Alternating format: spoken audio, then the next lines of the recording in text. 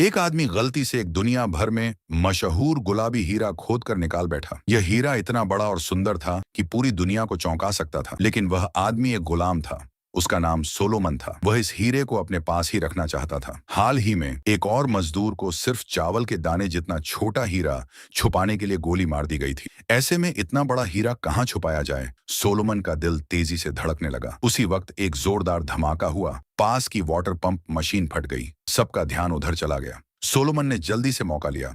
थोड़ा झुककर हीरे को अपनी उंगलियों के बीच पैर की उंगलियों में छुपा लिया। फिर वह शौचालय जाने का बहाना बनाकर वहां से चला गया। लेकिन बागी कमांडर ने सोलोमन के हाव भाव देखकर शक कर लिया और उसका रास्ता रोक लिया। उन्होंने सोलोमन की पूरी तलाशी ली, लेकिन हीरा उसकी पैर की तलहटी के नीचे छुपा हुआ था, इसलिए कुछ नहीं मिला। थोड़ी दूर जाकर सोलोमन ने जैसे ही हीरा छुपाने की कोशिश की, एक बंदूक की नली उसकी गर्दन पर लग गई। वही कमांडर था। उसने सोलोमन का पीछा किया था। सोलोमन हीरा देने ही वाला था कि किस्मत ने फिर उसका साथ दिया। तभी सरकारी फौज ने हमला कर दिया। एक बम दोनों के पास फटा। कमांडर गंभीर रूप से घायल हो गया और सोलोमन भाग निकला।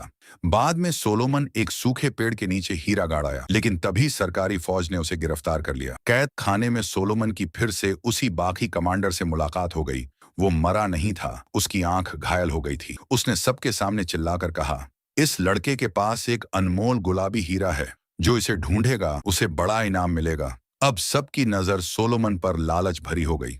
अपनी जान बचाने के लिए सोलोमन ने हीरे से इनकार कर दिया। यहां तक कि उसने अपने सारे कपड़े उतार दिए, यह साबित करने के लिए कि उसके पास कुछ नहीं है। छोटे मोटे लोगों को तो वह चकमा दे गया, लेकिन डैनी को नहीं। डैनी एक गोरा आदमी था, लेकिन अफ्रीका में ही पैदा हुआ और पला बढ़ा था। वह हीरों की तस्करी करता था और जहां भी हीरे होते वह वहीं मिल जाता। यह बहुत खतरनाक पेशा था। एक छोटी सी गलती और जान से हाथ धो बैठते। लेकिन डैनी के पास बहुत अनुभव था। उसने अपने चालाक और होशियार तरीकों को बहुत अच्छी तरह सीख लिया था। वो न सिर्फ चोरी और लूटपाट को पहचान और रोक सकता था, बल्कि हीरे जैसी तस्करी की चीजों को बेचने में भी माहिर था। उस दिन भी डैनी ने बड़ी आसानी से हीरों का एक और बैच हासिल कर लिया। अब इन हीरों को बगल के देश में ले जाकर बेचने के लिए डैनी ने खुद को एक मैगजीन का रिपोर्टर बताया और कुछ स्थानीय चरवाहों को साथ ले लिया। हीरे को एक भेड़ की खाल के नीचे सिल दिया गया था ताकि कोई पकड़ न सके, लेकिन जिसे कभी कोई नहीं पकड़ पाया। इस बार डैनी गलती कर बैठा। जब उसे पकड़े जाने का खतरा हुआ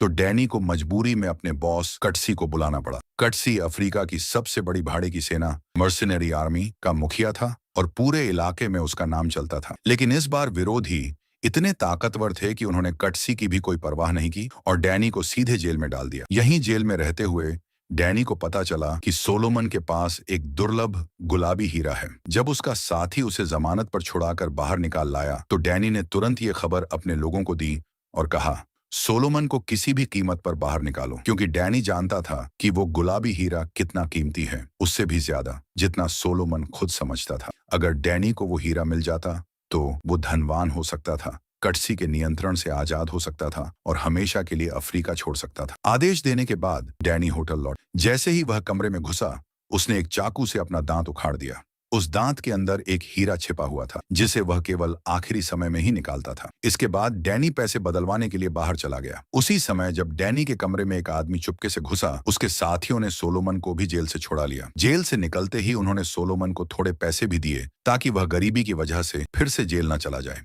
सोलोमन बहुत हैरान था, लेकिन उसने ज्यादा नहीं सोचा, क्योंकि इस समय उसका ध्यान सिर्फ अपने परिवार को ढूंढने पर था। दरअसल सोलोमन पहले एक आम मछुआरा था जो अपनी प्यारी पत्नी और 3 बच्चों के साथ जीवन बिता रहा था। हालांकि जीवन साधारण था, लेकिन शांति नहीं थी। उसका बेटा जेल बहुत संयमी, समझदार और पढ़ाई में अच्छा था। हर दिन वह समय पर उठकर 5 किलोमीटर पहाड़ी रास्ता पार करके स्कूल जाता था। लेकिन एक दिन जब सोलोमन अपने बेटे को स्कूल से लेने गया, तभी अचानक बंदूकधारी विद्रोहियों रिबल्स का एक दल आ गया। ये लोग बेहद क्रूर और निर्दयी थे। गांव में घुसते ही उन्होंने बच्चों समेत आम लोगों पर गोलियां चलानी शुरू कर दी। लेकिन जब ये लोग मारते थे तब भी उनकी आंखें नहीं झपकती थीं, जैसे इंसानियत बची ही नहीं थी। उस भगदड़ में सोलोमन ने अपनी पत्नी और बच्चों को भागने में मदद की, लेकिन उसे खुद पकड़ लिया गया। शुरू में तो उन्होंने कहा कि उसका हाथ काट दिया जाएगा, लेकिन फिर देखा कि वह ताकतवर और मजबूत है, इसीलिए उन्होंने उसे हीरे की खान में मजदूरी करने के लिए भेज दिया। यहीं से कहानी की शुरुआत वाली घटना शुरू हुई थी। दूसरी ओर पैसे बदलने के बाद डैनी एक बार बार खाना गया, लेकिन उसका मकसद मजे करना नहीं था, बल्कि बार के मालिक से मिलकर एक पिस्तौल मंगवाना था। इसी दौरान उसकी नजर मैटी नाम की एक सुंदर लड़की पर पड़ी। शुरू में डैनी का इरादा सिर्फ एक रात गुजारने का था, लेकिन थोड़ी बातचीत के बाद डैनी को पता चला कि मैटी एक रिपोर्टर है और उसने तुरंत यह भी समझ लिया कि डैनी हीरों की तस्करी करता है। डैनी को पत्रकारों से नफरत थी, लेकिन मैटी पीछे ही पड़ गई। वह चाहती थी कि डैनी उसे ब्लड डायमंड, रक्त हीरों के कारोबार और उसके सबसे बड़े तस्कर के बारे में जानकारी दे। हालांकि डैनी को खूबसूरत औरतें पसंद थीं, फिर भी वह किसी अजनबी रिपोर्टर को कोई भी जानकारी देने को तैयार नहीं था। जब डैनी होटल लौटा और देखा कि उसका कमरा पूरी तरह बिखरा पड़ा था, तो उसे समझ में आ गया कि उसके ही किसी साथी ने गुलाबी हीरे की खबर कर्नल कटसी को लीक कर दी थी। डैनी जानता था कि इस खूंखार जमीन पर भरोसे की कोई कीमत नहीं, फिर भी वह गुस्से से भर गया। उसी वक्त वो आदमी भी सामने आ गया जो डैनी के कमरे में घुसा था। बाहर से दोनों सामान्य बातचीत करते दिखे, लेकिन अंदर ही अंदर दोनों के इरादे अलग थे। डैनी ने तय कर लिया कि अब वह खुद जाकर कर्नल से सीधे बात करेगा और उसने गुस्से में उस आदमी के मुंह पर जोरदार मुक्का मारा। थोड़ी ही देर बाद डैनी को कर्नल के बंगले पर चाय पर बुलाया गया। कटसी, जो अफ्रीका का सबसे बड़ा भाड़े का नेता था, हीरों की तस्करी करता था और सरकार की ओर से बागियों को दबाने का काम भी करता था। यानी वो जंग से ही अमीर बन गया था। ऐसे आदमी के लिए जो सिर्फ पैसे से मतलब रखता था और सबको नीचा समझता था, एक दुर्लभ गुलाबी हीरा कैसे छोड़ा जा सकता था। इसलिए उसने डैनी को साफ साफ आदेश दिया, वो हीरा लेकर आओ। अगर लाओगे तो तुम्हारा पुराना सारा कर्ज माफ कर दूंगा। कर्नल जानता था कि डैनी अब अफ्रीका छोड़ना चाहता है। उसने जमीन से लाल मिट्टी उठाकर कहा, यही तुम्हारा घर है, तुम अफ्रीका कभी नहीं छोड़ सकते। डैनी, जो बचपन से कर्नल के साथ रहा था, उसकी क्रूरता और चालाकी को जानता था। इसलिए उसने अपना गुस्सा दबाया और सोलोमन से निपटने पर ध्यान केंद्रित किया। लेकिन इस समय सोलोमन अब किसी पर भरोसा नहीं करता था। वह बार बार यही कहता कि उसने कभी कोई गुलाबी हीरा देखा ही नहीं। इसलिए डैनी को अब समय खींचने की तरकीबें अपनानी पड़ी। शाम को डैनी फिर से बार में गया। बार मालिक ने उसे वो पिस्तौल दे दी जो उसने मंगवाई थी और साथ ही एक चौंकाने वाली खबर दी, बागी कल यहाँ हमला करेंगे, बेहतर होगा कि तुम जल्द से जल्द यहाँ से निकल जाओ। उसी समय डैनी की फिर से मैटी से मुलाकात हो गई।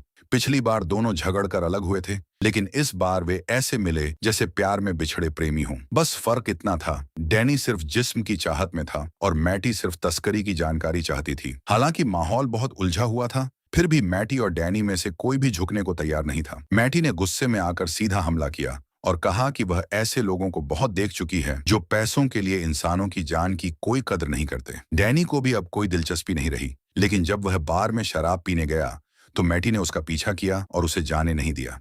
इस बार डैनी भी चुप नहीं रहा और बोला, तुम खुद को बहुत महान समझती हो, सोचती हो कि तुम अफ्रीका को बदल दोगी। असल में तुम भी ब्लड डायमंड के धंधे का हिस्सा हो। अगर अमेरिका की लड़कियां परी कथा जैसी शादी और चमचमाता हीरा न चाहती तो ये हीरे इतने कीमती न होते और कोई इन्हें तस्करी से लाने की कोशिश न करता। मैटी ने जवाब दिया, हर अमेरिकी लड़की सपनों की शादी नहीं चाहती, जैसे हर अफ्रीकी इंसान हिंसा और खून खराबा नहीं करता। हर दिन बहुत से लोग अच्छे काम करते हैं, पर वो तुम में से कोई नहीं।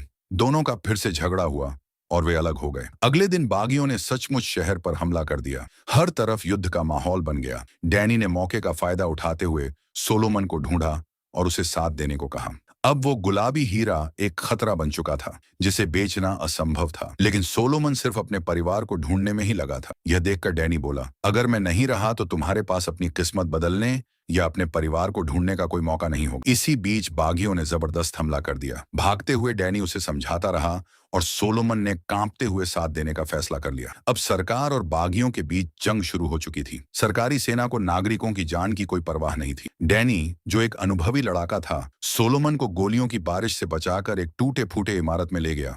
रात को अंधेरे का फायदा उठाकर वे शहर से बाहर निकलने की कोशिश करने लगे, लेकिन रास्ते पर 3 बागी सैनिक खड़े थे। डैनी ने योजना बनाई, सोलोमन बागी सैनिक बनने का नाटक करे और डैनी कैदी बनकर जाए। जब दुश्मन थोड़ा लापरवाह हुआ तो डैनी ने फुर्ती से बंदूक निकाली और तीनों को मार गिराया। उसने एक स्नाइपर राइफल उठाई और भागते दुश्मन को भी गोली मार दी। ये देख सोलोमन को पहली बार उसकी निर्दयता का अंदाजा हुआ। इसके बाद दोनों शरणार्थियों के समूह में शामिल होकर सरकार द्वारा चलाए जा रहे शिविर में पहुंचे। यहाँ डैनी की मुलाकात एक पुरुष पत्रकार से हुई और उसके जरिए उसे मैटी मिल गई। डैनी ने सौदा रखा, मैं तुम्हें हीरों की तस्करी की जानकारी दूंगा, बदले में तुम अपने यूएन संपर्कों से सोलोमन के परिवार का पता लगवाओ। डैनी जानता था हीरा पाने के लिए पहले सोलोमन का भरोसा जीतना जरूरी था। मैटी समझ गई कि डैनी उसका इस्तेमाल कर रहा है और यह भी कि सोलोमन जरूर हीरे से जुड़ा है, क्योंकि डैनी जैसा लालची आदमी किसी गरीब मछुआरे की मदद यूं ही नहीं करेगा। फिर भी एक ईमानदार रिपोर्टर होने के नाते अगर किसी की जान बचानी हो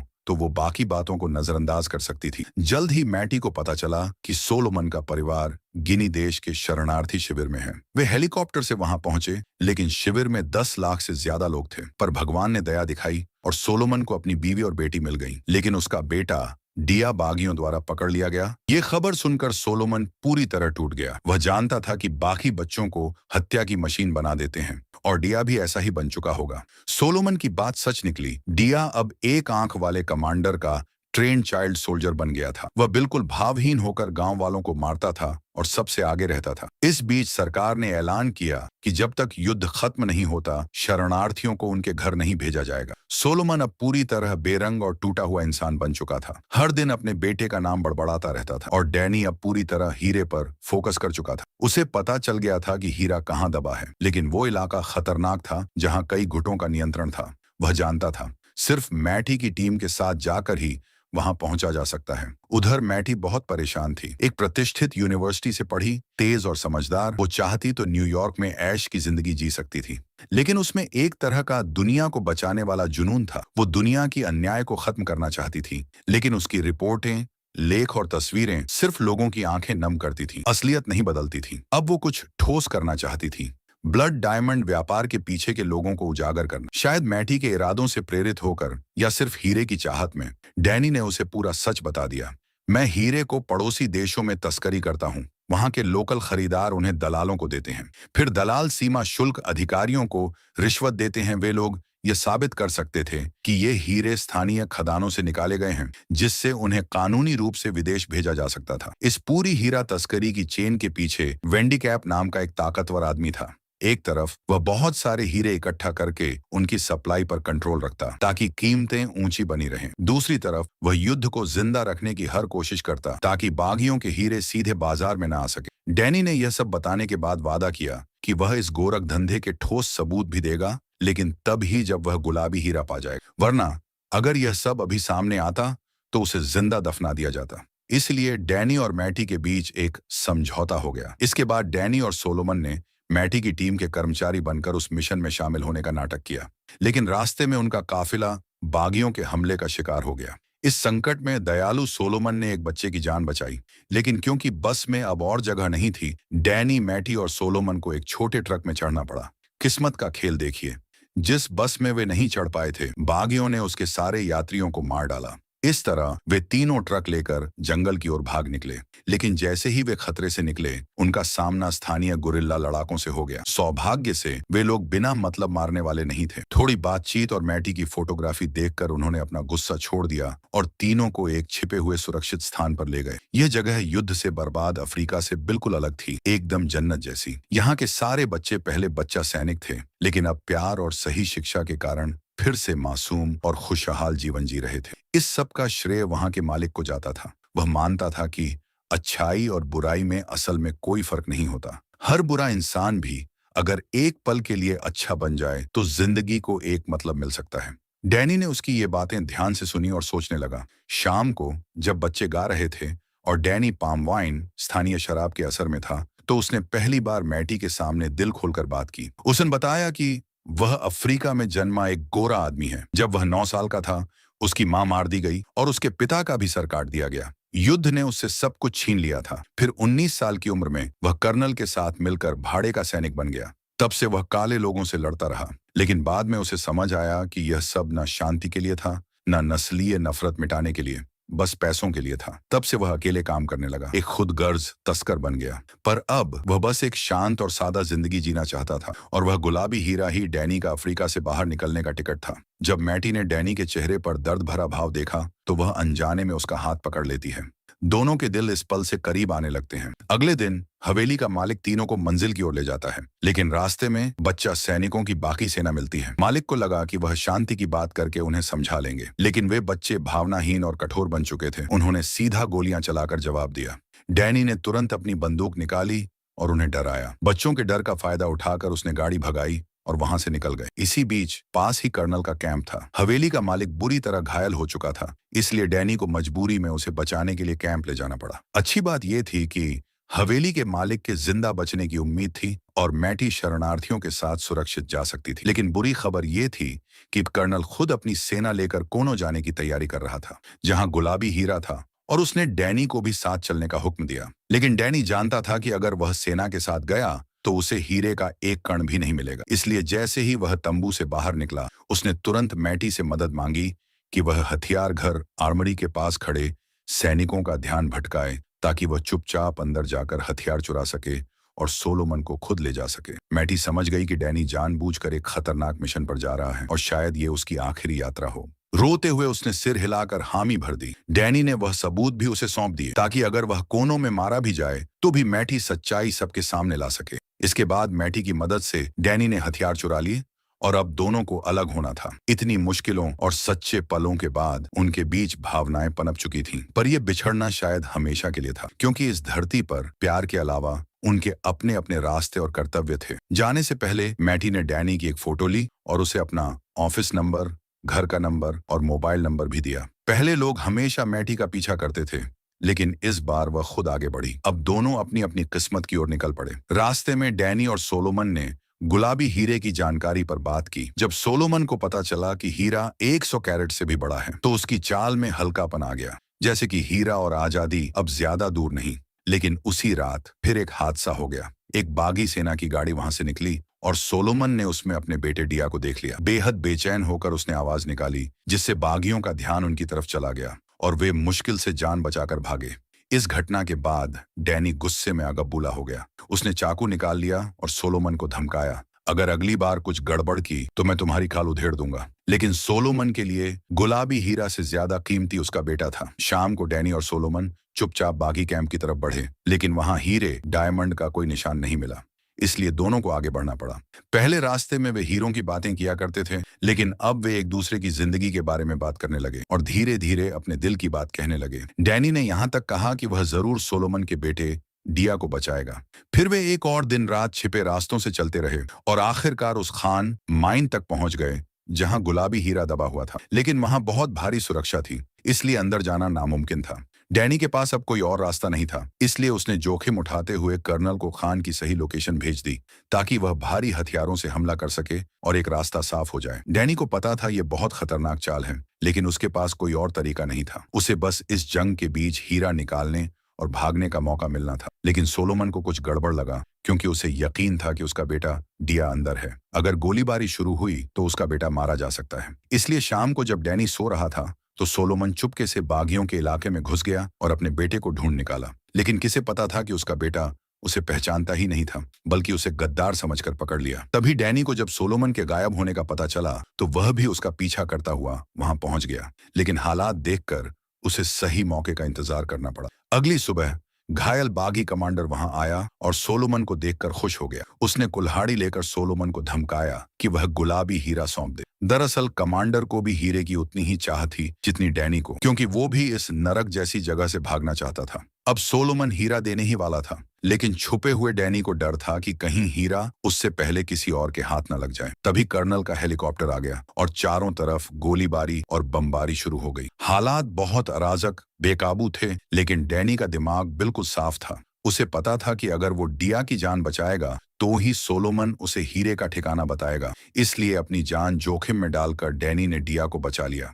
वहीं दूसरी ओर सोलोमन को भी बदला लेने का मौका मिल गया और उसने लोहे की छड़ से एक आंख वाले कमांडर का सिर कुचल दिया। अब क्योंकि कर्नल की सेना के पास जबरदस्त हथियार थे, इसलिए बागियों को जल्द ही पूरी तरह से खत्म कर दिया गया। अब सभी की नजरें फिर से सोलोमन पर टिक गईं और सोलोमन भी समझ गया कि हीरे की जगह ही उसकी सबसे बड़ी ताकत है। इसलिए उसने कुछ नहीं कहा, जब तक कर्नल ने यह नहीं कहा कि अगर डैनी सोलोमन से हीरे की जगह निकलवा ले तो वह हीरे को 60-40 के हिस्से में बांट देगा, वरना दोनों को मार दिया जाएगा। तब जाकर डैनी ने सोलोमन के बेटे डिया को सामने लाया। अब जब फिर से सोलोमन की कमजोरी उसके सामने थी तो सोलोमन मजबूरी में मान गया।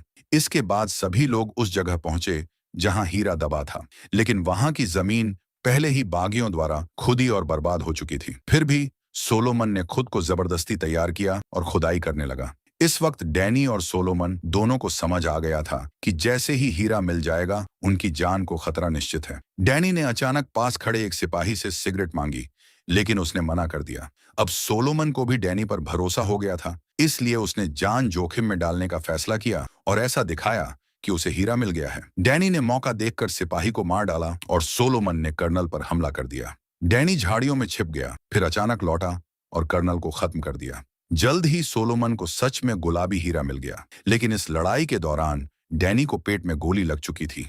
अचानक डिया बंदूक लेकर उनके सामने खड़ा हो गया, लेकिन सोलोमन ने अपने बेटे से दिल से बात की और उसका बेटा, जिसकी इंसानियत अभी पूरी तरह मरी नहीं थी, आखिरकार मान गया। पर जैसे ही पिता बेटे की मुलाकात हुई, तीनों पर फिर हमला हुआ और उन्हें भागना पड़ा। रास्ते में डैनी ने हीरा वापस मांगा और अपने साथी से पहले ही एक प्लेन मंगवाने की बात कर ली थी, लेकिन प्लेन को उतरना था सामने वाले पहाड़ की चोटी पर और वहां तक पहुंचने के लिए 10 किलोमीटर ऊंचा पहाड़ी रास्ता पार करना था। डैनी की तेज सांसें सुनकर सोलोमन ने उसे रुकने को कहा, लेकिन दुश्मन कभी भी पीछा कर सकता था, इसलिए वे तेजी से चढ़ते रहे। थोड़ी ही देर में डैनी थक कर गिर पड़ा। अब उसे यकीन हो गया कि वह ज्यादा देर तक नहीं बचेगा। उसने वह हल्का गुलाबी हीरा निकाला जिसके लिए उसने अपनी जान तक दांव पर लगा दी थी, लेकिन अब उसके पास उस हीरे का फायदा उठाने का वक्त नहीं बचा था। हालांकि उसे पता था कि लोग पैसे और दौलत के लिए जान तक दे देते हैं, लेकिन अब जब सफलता उसके इतने करीब थी तो भी उसे थोड़ा पछतावा हुआ। लेकिन फिर भी डैनी ने वह हीरा सोलोमन को दे दिया। डैनी ने सिर्फ हीरा ही नहीं दिया, बल्कि सोलोमन को मैटी का विजिटिंग कार्ड भी दिया और कहा कि जब वह राजधानी पहुंचे तो मैटी को कॉल करके मदद लेना। साथ ही उसने सोलोमन को एक बंदूक भी दी और खास तौर पर चेतावनी दी कि अपने साथी पर कभी भरोसा मत करना। तभी दुश्मन पीछे से आ पहुंचे। सोलोमन और उसके बेटे को भागने का समय देने के लिए डैनी ने अकेले ही बंदूक उठाई और लड़ाई शुरू कर दी। जब उसने देखा कि सोलोमन और उसका बेटा दूर निकल गए हैं तो उसने राहत की सांस ली। इसके बाद डैनी ने सैटेलाइट फोन से मैटी को कॉल किया और कहा कि किसी भी हाल में सोलोमन और उसके बेटे को बचा लो। शुरू में कॉल पाकर मैटी बहुत खुश हुई, लेकिन जैसे जैसे डैनी की सांसें भारी होती गईं, मैटी को कुछ गड़बड़ लगा और उसका दिल बैठ गया। इसी समय साथी का हेलीकॉप्टर डैनी के ऊपर से गुजरा, लेकिन अब डैनी को कोई पछतावा नहीं था। वह बस बोला, यह जगह कितनी खूबसूरत है, काश तुम भी यहाँ होती। उसे खुशी थी कि उसने मैटी को सच्ची कहानी बता दी ताकि वह अपने लेख में सब कुछ लिख सके। अब मैटी भी डैनी की बात समझ गई। वह रोते हुए बोली, काश मैं तुम्हारे साथ होती। लेकिन डैनी ने कहा, कोई बात नहीं, मैं वहीं हूं जहां मुझे होना चाहिए। कॉल काटने के बाद डैनी ने अपने पास की खून से भीगी मिट्टी उठाई, जैसे वह मान रहा हो कि कर्नल की बात सही थी। यही उसका नसीब था। वह बचने की बहुत कोशिश कर चुका था, लेकिन अंत में वहीं मरा जहां पैदा हुआ था। सूरज की आखिरी किरणों में डैनी ने शांति से आंखें बंद कर ली और इस अंधेरे धरती पर एक चमकती हुई सफेद रेखा बन गया। कुछ समय बाद सोलोमन ने मैटी की मदद से गुलाबी हीरा लंदन पहुंचाया। मैटी की योजना से सोलोमन का हीरा व्यापार के बड़े लोगों से समझौता हुआ। शर्त थी, वो सोलोमन के परिवार को खोजने में मदद करेंगे। आखिरकार सोलोमन का परिवार फिर से मिल गया और हीरे की सौदेबाजी को मैटी ने पूरी तरह रिकॉर्ड कर लिया। बाद में मैटी ने अपने पास के सबूतों के आधार पर ब्लड डायमंड, खूनी हीरा व्यापार के काले सच को उजागर कर दिया। सोलोमन ने भी गवाह बनकर दुनिया को बताया कि अफ्रीका में क्या क्या खून खराबा हुआ था। आखिरकार मई 2003 में 40 देशों ने किम्बरली प्रोसेस सर्टिफिकेशन पर साइन किया, जिसका मकसद था खूनी हीरों की खरीद फरोख्त को रोकना। कोई भी हीरा जो कानूनी तरीके से खदान से निकाला गया हो, उसे एक सुरक्षित डिब्बे में पैक किया जाता है और उसके साथ किम्बरली सर्टिफिकेट होना जरूरी होता है, तभी उसे दूसरे देश में भेजा जा सकता है। अगर ऐसा नहीं है तो ऐसे हीरों को गैर कानूनी माना जाता है। असल में हीरा सिर्फ एक सादा और पारदर्शी पत्थर होता है, लेकिन इंसानी लालच और भौतिक चीजों की चाह